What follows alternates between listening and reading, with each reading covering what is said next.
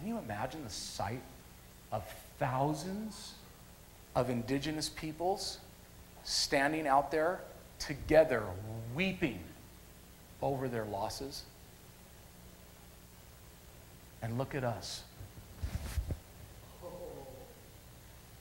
What?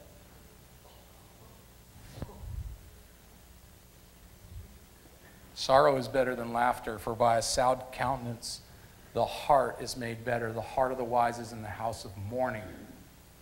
The heart of the wise is in the house of mourning. The heart of the wise is in the house of mourning.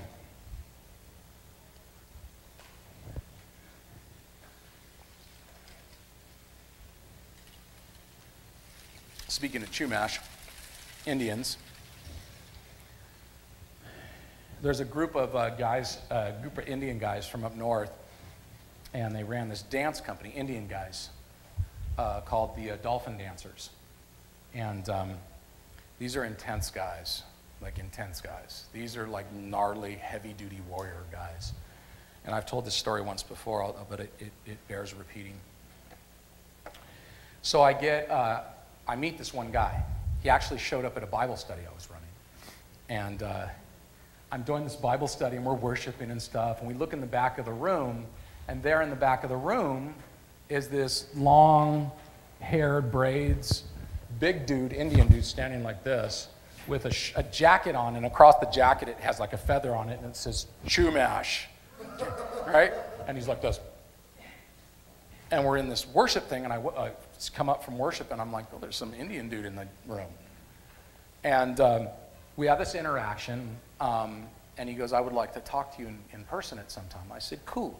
So months go by, I don't have anything to do with this guy for a while, and someone says, hey, did you hear, and it was raining, it was like a little rainstorm, a light rainstorm coming, and they said, I heard that his name was Mahiwo. They said Mahiwo is down at this beach in Malibu, all by himself, northern Malibu, and it's starting to rain. And I'm like, I'm going to go talk to this dude. So I drive all the way up there. No one's on the beach, this long stretch of beach, not a soul on the beach, but I can see this one Indian dude walking down the beach. So I'm like, I'm going to go rap with this guy. So I go down there. I'm talking to, he goes, hey, I remember you from that Bible study. Turned out he was a believer, indigenous guy, but he was a believer, he was a Christian.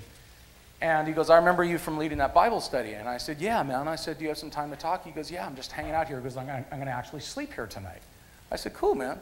So we sit down, and he's telling me from his perspective what a warrior is.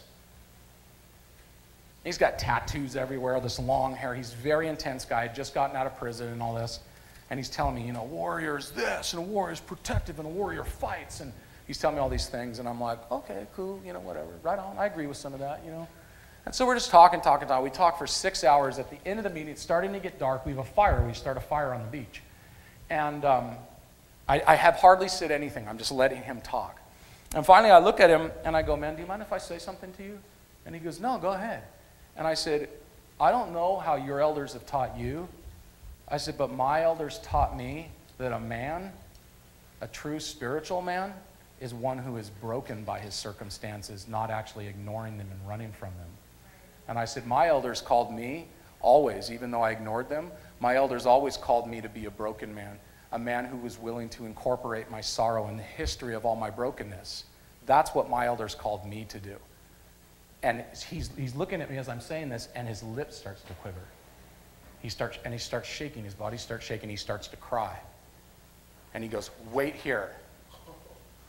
He runs back to his pickup truck, and it's getting dark, so I can't see what he's doing exactly. He runs back to his pickup truck, and he grabs something out of the truck, and he comes running back, and there's a little fire there going on.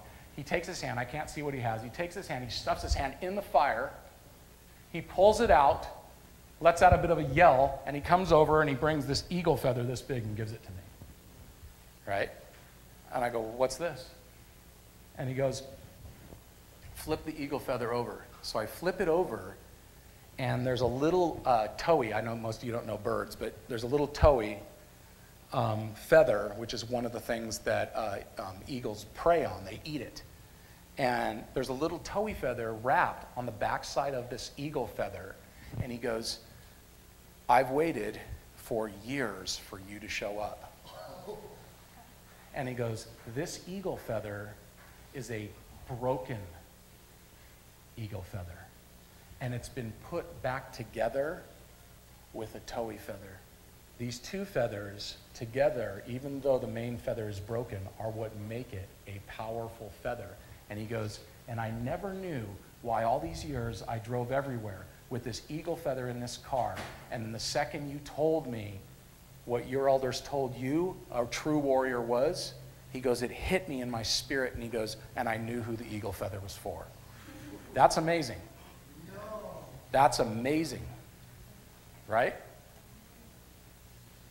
The absence of pride, the dissolving of pride, the dissolving of anger and rage, the dissolving of all of that, the letting go of all of that, the willingness to be broken, the willingness to be crushed, the willingness to be broken and vulnerable and transparent. That's the call of Christ. Right.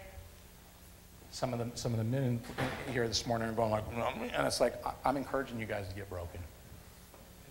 I'm encouraging you guys to get broken. There is no other way, and the Bible doesn't teach another way. So I can't teach you another way. I can't.